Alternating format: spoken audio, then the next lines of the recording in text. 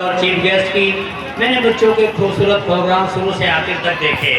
किसी ने देशभक्ति पर, किसी ने कैरियर के ऊपर, किसी बच्चे ने बहुत सारी जो सामाजिक बुराइयों का को छोड़ने के लिए कहा, और कई बच्चों ने कुरान की खूबसूरत आयतों से आगाज़ किया। और मौलवी यहया जिनके नाम से इस गाँव को जाना जाता है, बड़े आलिम है इस इलाके के, उनके साहबजादे ने उर्दू में अपनी तकरीर पेश की। और सरपंच साहब और दूसरे जो हजरात हैं जो बच्चों का हौसला बढ़ा रहे हैं, उन्हीं सब बच्चों के लिए अभी हमारी बेटी सना बहुत ही खूबसूरत अंदाज में उनकी टीम स्टेज से टिसिप कर रही थी। बेटी से कहूँगा आगे भी वो इसी तरह करती रहें, और जैसे वो कहती है बार बार प्लीज़ कम ऑन स्टेज, तो ऐसा भी कहना शुरू कर दें प्लीज़ कम ऑन डाइस, तो और भी खूबसूरत होगा।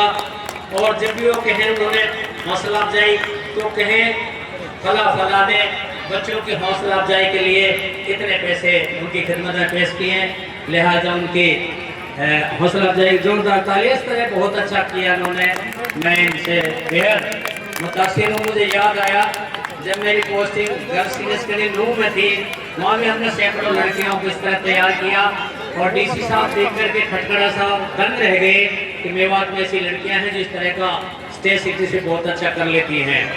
हमने 34 साल के इस एजुकेशन कैरियर में मुझे बड़ी खुशी हो रही है। खुर्शीद साहब जब बिगनिंग स्टेज में आते हैं, मैं यहाँ पर ब्लॉक एजुकेशन ऑफिसर था, उस ज़माने में बड़ी चुनौतियाँ थी। हमने उस ज़माने में इनको कोऑपरेट किया, आज तक भी एक दूसरे से जुड़े हुए हैं।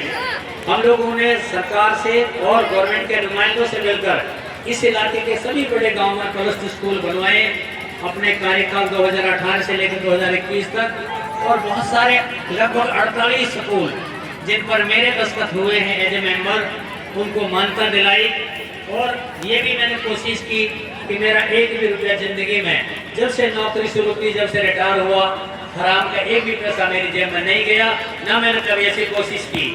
सभी लोग जानते हैं, चाहे वो प्राइवेट स्कूल चलाते हैं या सरकारी स्कूलों में है या आम अभिभावक है, इसीलिए सरकार ने हमें राज्य शिक्षक पुरस्कार से सम्मानित किया। राष्ट्रपति पुरस्कार से मात्र 1 नंबर से रह गए, लेकिन सरकार ने इससे बड़ा हमें इनाम दिया।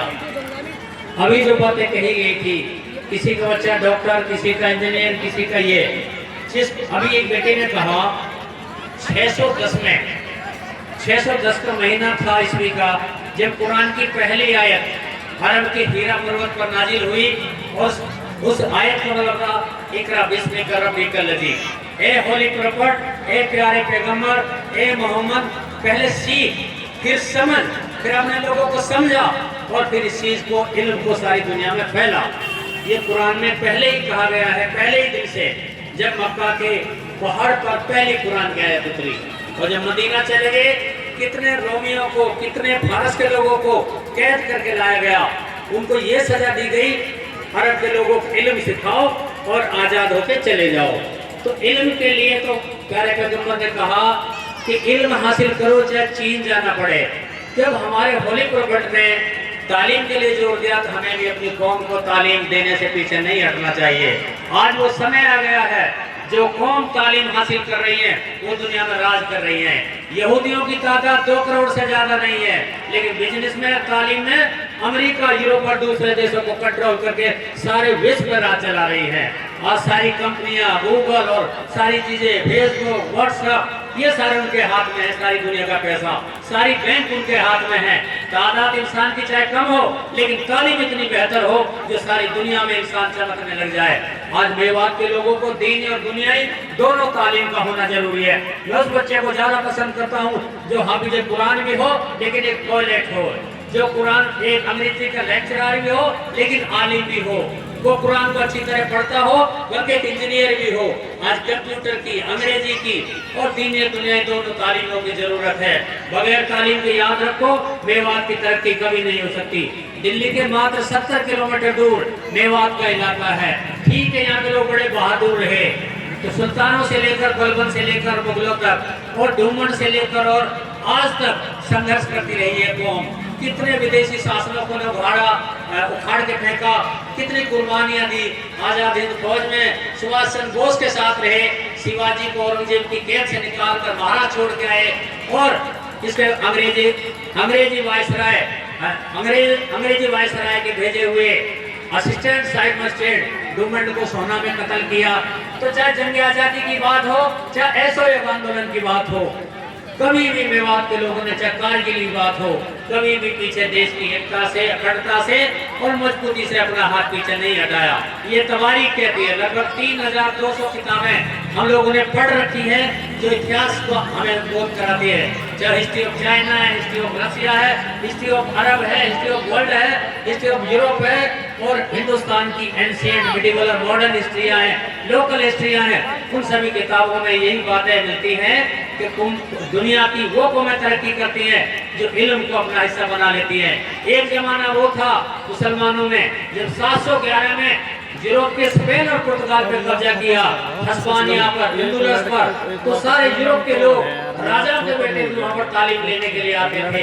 और एक वो जमाना था अबू सीना ने जब चीर फाड़ और डॉक्टरी की दुनिया शुरू की, जिसका फोटो हर मेडिकल कॉलेज में लगा होता है, अल इदरीस, जिसने सारी दुनिया का नक्शा बनाया वर्ल्ड का। लेकिन ये कहाँ खो गई?